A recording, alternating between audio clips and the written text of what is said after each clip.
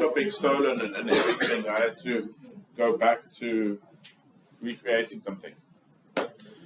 Okay, so I showed you this morning, or before lunch, I showed you Pathogenwatch and VicCred. I will mention it. I know that we've still got some computing problems here and there. I just want to show you some other tools to put together like phylogenies from, to visualize the data that we've got, right?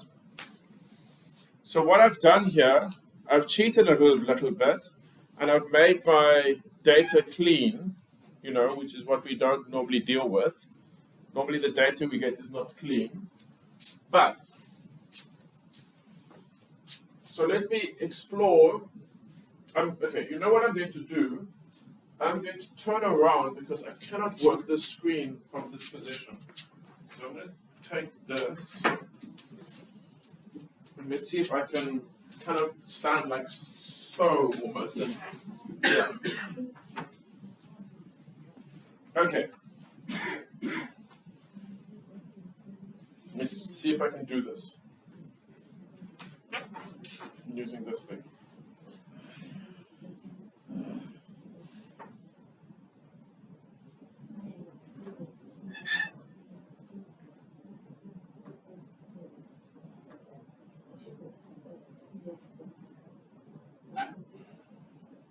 Come on, computer.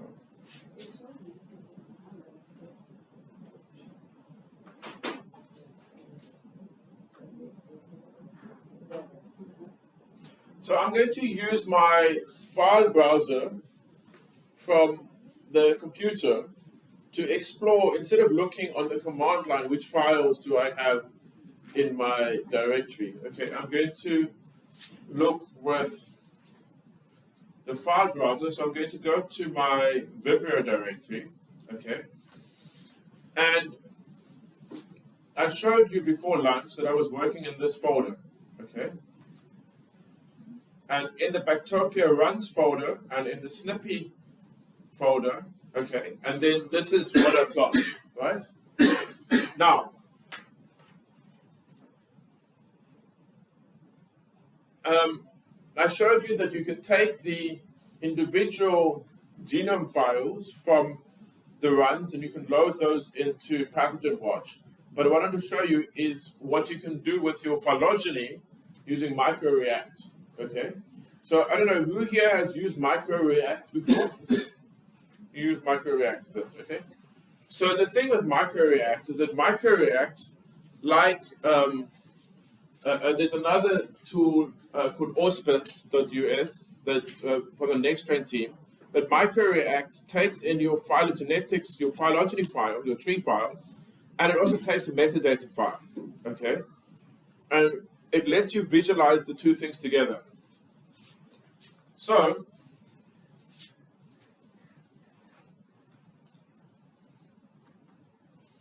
here's my tree file, and in my web browser, I'm going to go to microreact.org,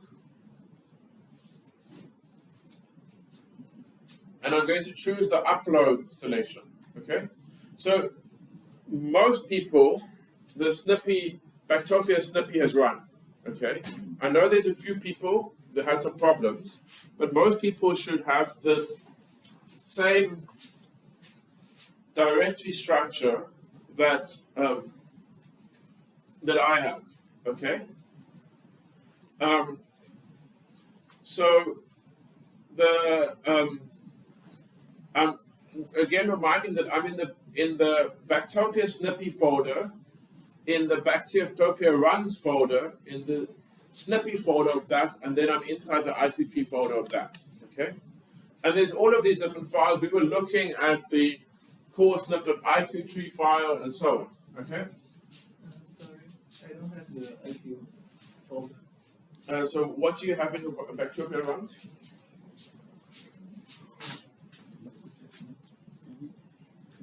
Okay, so that's in, okay, there's Bactopia runs, the top one. Yeah, okay, just go back up. Check the other, this is Bacteria Snippy. No, go back to the bacteria runs. Let's see if you go back to your bacteria Snippy. Yeah. And let's try go through the different bacteria runs folder. You had 3 there. Just go up there. Try the second one. Okay, no, it's not going to be in there. Okay, and the last one. Okay. Now that was a great illustration. So, Osvaldo, let me rerun my data.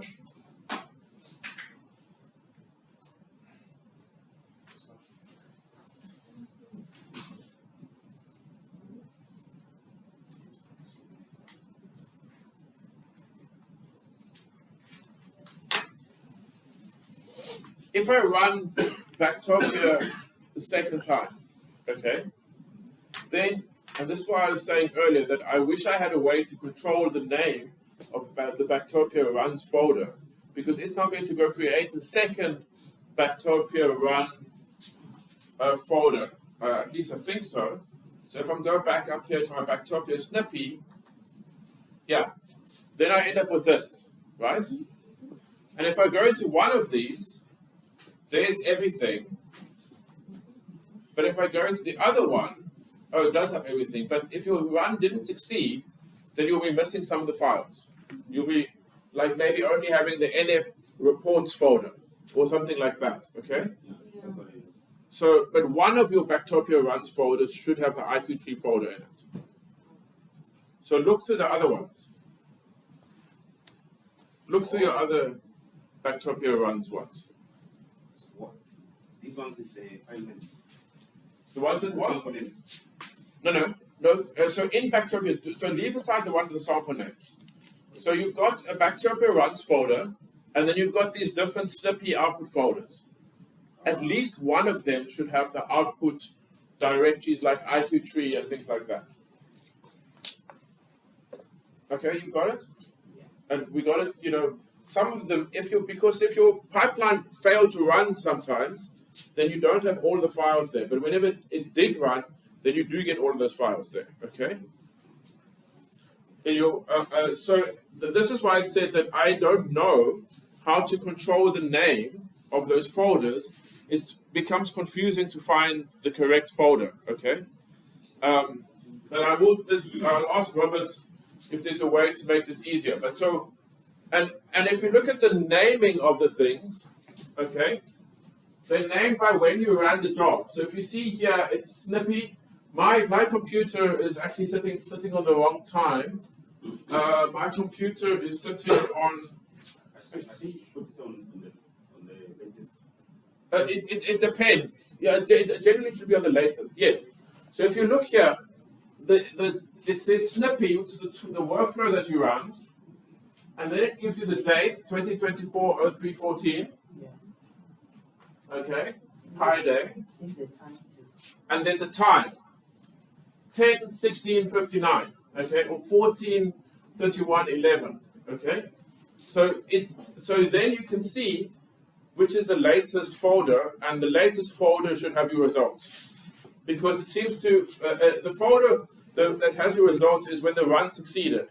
Okay, so you know when you ran it and then the run succeeded. So here within this folder there's the IQ tree, and just want to double check on these files quickly.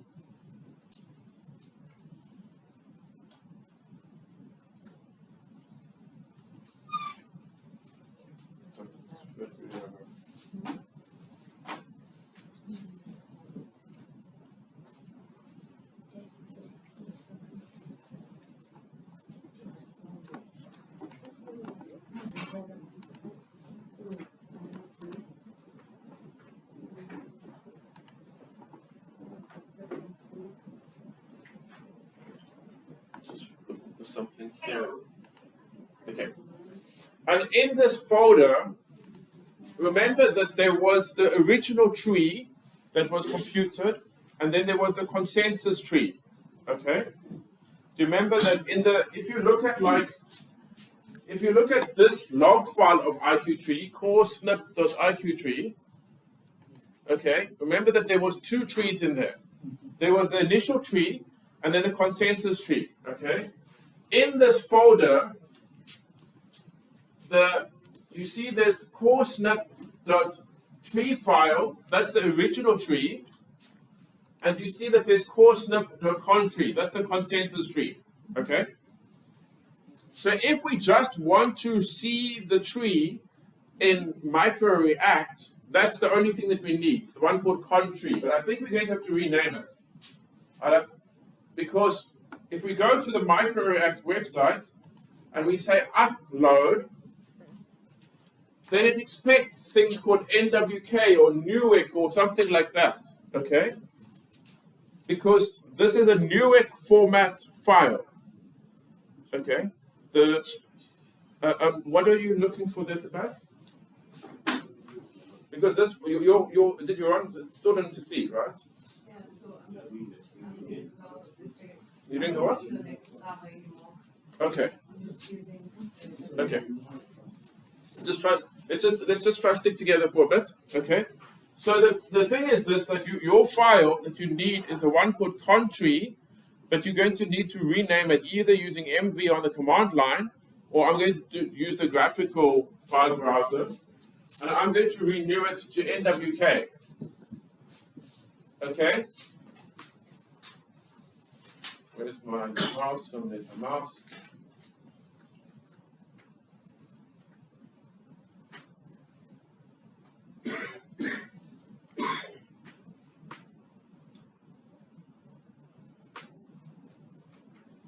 NWK. Okay. Now that it's got an NWK name, I can drag it or I can upload it to microreact. Oops. Drag like so. And then microreact's interface changes to look like this. Okay. So it says here you've added core snip.newick, and it's figured out that this is a tree file, Newick format. Okay. But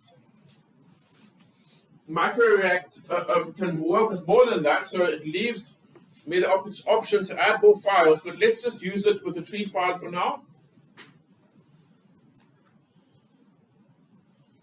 And when we load it, it just gives us the tree, very much like we saw in the IQ tree log. Okay. We can't see much at the moment, but we can. If we click this,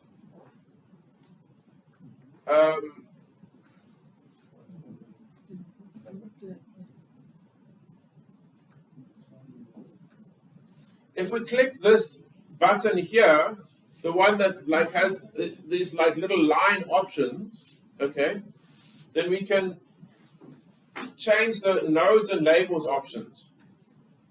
So we can either say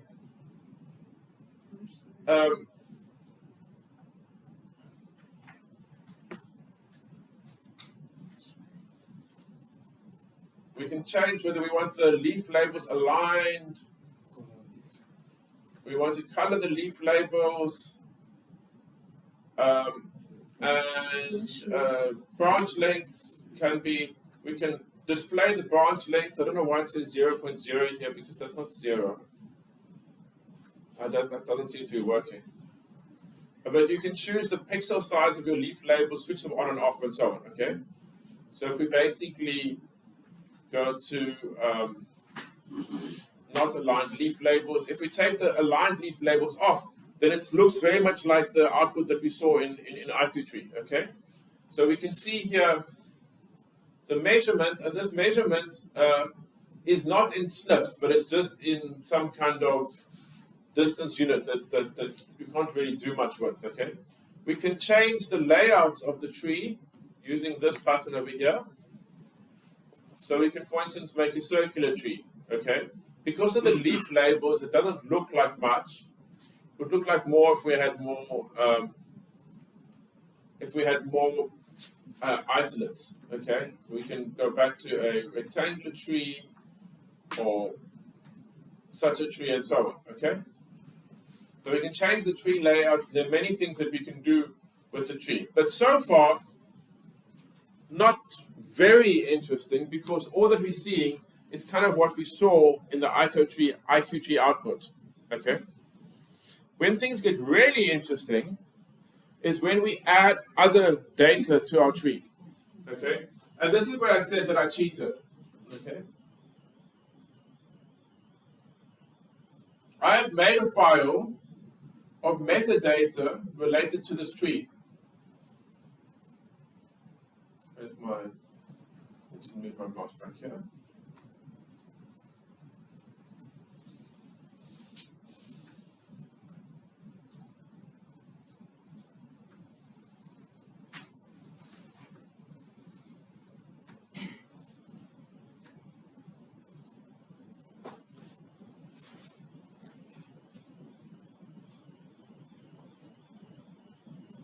Why is everything not moving back? Move. Okay. So this metadata, it's saved in a TSV file, which I'll give to you guys in just a minute. But we see here the original sample name in the left-hand column. We see on the right-hand column the what the name was when they put it into the sequence read archive. We see the latitude and longitude. Oops, there's a mistake on this one. I must just fix this quickly. This ended up in the wrong column. We see the collection date, the latitude and longitude, the department. We saw the Department of Haiti the other day on a map. And then the site. So the sites here are the names of the health facilities where the patients were treated and the samples were collected. Okay, so CTC stands for Cholera Treatment Center. Okay, and we see Gracia, we see Jacmel. Okay, and we see that there is a little bit of missing data. Okay, so we don't have the latitude and longitude. We don't know where the reference was collected. We don't have the latitude and longitude of the CTC Jacmel. Okay, but we do have collection dates, and then source over here. We notice here on the right hand, on the left hand side, that some of the samples they have names like E and V, and we see that the source says E and the source says C. Okay, but what that means is this is a clinical sample or an environmental sample. So there's some metadata here. The reason I say that I cheated is because the metadata is pretty clean. We've got like most of us. Really, this is the thing. This is a challenge to get your metadata clean. Okay, which I think is it's beyond the scope of this course. But everybody has the question of how to make their country's data systems work better. Okay. I was discussing with Tracy this morning about like what tools there are for data integration. You know, between all of these different systems. But that's a different course. So anyway, so I've saved this as a CSV, as a TSV file, sorry. Let me actually save it as a CSV. It's probably going to be. So what happens with those links and things like We're going to see in a minute. I'm going to save this thing as text CSV. Actually, I'm going to make this into a CSV, not a TSV. It's just going to make it easy to download. Okay. Do I have Conda deactivate Utopia? Conda BK 8.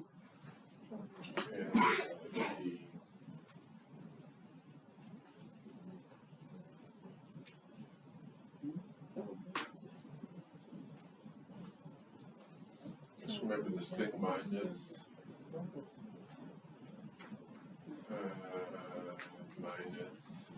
n.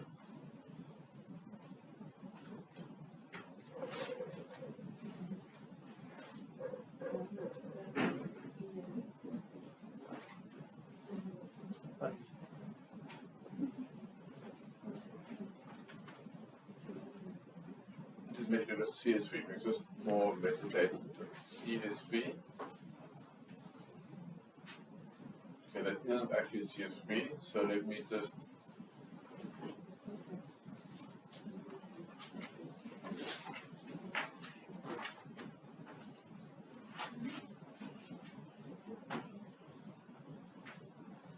okay, metadata.cs. Okay, let me put this somewhere where you can get it.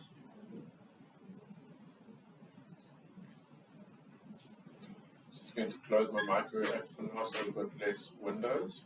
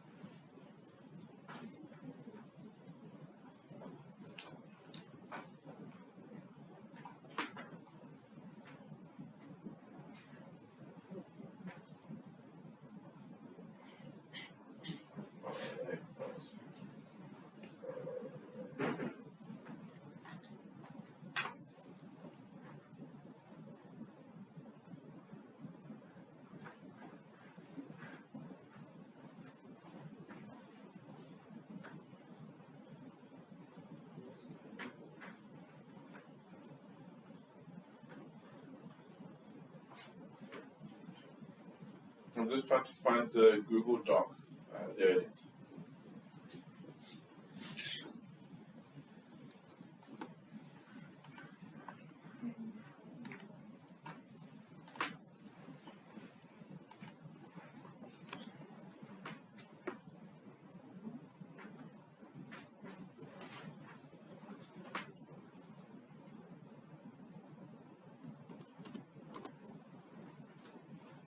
So if you fetch this, you'll get a copy of metadata.csv. Okay, so please fetch metadata.csv and let me know when you've got your metadata.csv downloaded. Put up a blue sticky when it's downloaded or something.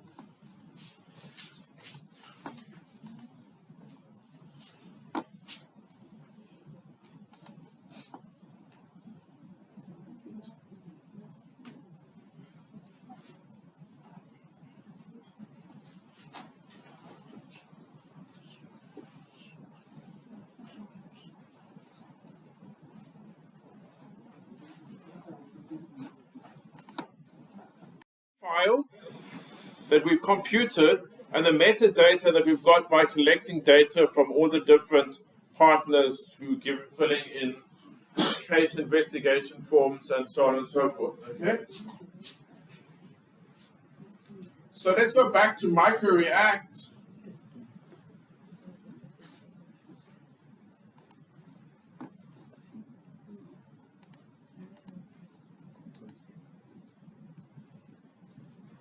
Microreact.org. By the way, microreact is made by the same organization that makes Pathogenwatch, the Center for Genomic Pathogen Surveillance at Oxford University. Okay? And we go to the upload, and I'm going to upload my coresnip.nwk, which remember I renamed it.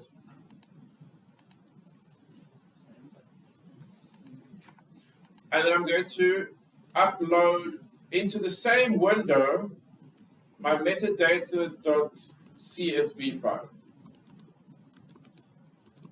Okay? Now that it's ready, I can just click continue.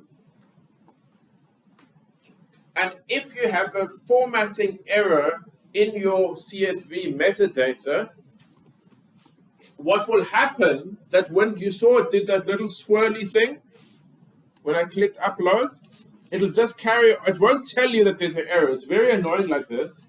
It'll just keep swinging that swirly thing forever. And that's how I know that I've got an error in my metadata. Then I have to go try and figure out what the error is. And it won't give me a feedback saying you've got a mistake. For instance, just now, one error that I had just now. In South Africa, the official way of writing decimals is that you use a comma, not a decimal point. Anybody else from a decimal comma country? Germany. Well, okay. So Germany, no. Dafa, do you guys use decimal commas or decimal points in Namibia? If I say 10,3, 10.3, which is correct? Decimal points. It's the and Cameroon, comma or point? Comma. You see. So, but the problem is, if you use decimal commas, if you say 10,3 in a number and you upload it to MicroReact for the latitude, MicroReact will just go and will not tell you that you made a mistake. It will just get stuck. So I had to change my decimal commas to decimal points. Okay, but if I save with Excel, Excel will change my or if I save with something that's set to South African locality, it will change my points back to commas. It's very annoying. Okay, so yeah, the world is apparently, I think, split half and half between commas and points. Anyway, so now it gives you this. Okay, now if you read the MicroReact documentation, it has a special meaning for certain columns. Okay, if you call your columns latitude and longitude, it will detect them as locations. If you call your column date or year or month or day, it will use those dates as date, year, month, day. Okay, if there's another thing that you can do, you can use a column to tell it which color you want something to be, or which shape. Okay, but I haven't used those fancy features. I've just done it like this, and it asks us which column is the sample identifier. Well, we've actually got two sample identifiers. We have the original sample identifier that was on the left-hand column, and then we have the identifier when it was on SRA. Okay, but I'm going to leave the sample identifier be the sample column, and I click continue, and then it asks me, well, what must be the labels column? Okay, so am I going to use the SRA column or the sample column? I could choose it, but I'm going to stick with the sample. I'm actually going to switch this one to the SRA column so that I can remember which samples I was looking at, because we've been using this SRA IDs all along. Okay. And now, what it does is it builds, oops, there's a mistake. One of the things is missing a dot, and because there is a mistake in reference. I'll figure that out just now. But if we look here, leaving aside the one that's missing the dot, that's the reference, okay? We recognize that's the reference. You see what it's done? If we take the samples, and I'm going to switch the labels on.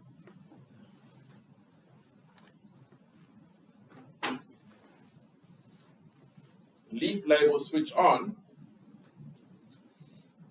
I can now look at this and I can associate with that. Click on an item here and it tells me there is the there it is the geographic location of collection, okay? And let's see what the metadata looks like. There's an error in the metadata because what you've got here, let me just see the error metadata, what it looks like.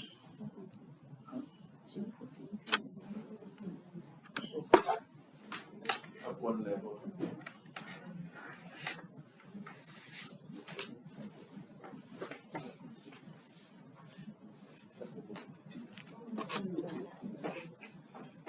Can we open this on the command line? It's going to be easy for me to see the raw data.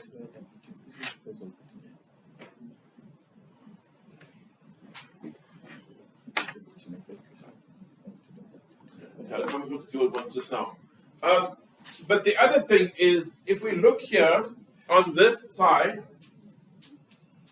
oops, my computer's here. We've got the sample sheet, so I can choose this, identify where it was collected. You see the river over there. But look at this one that has the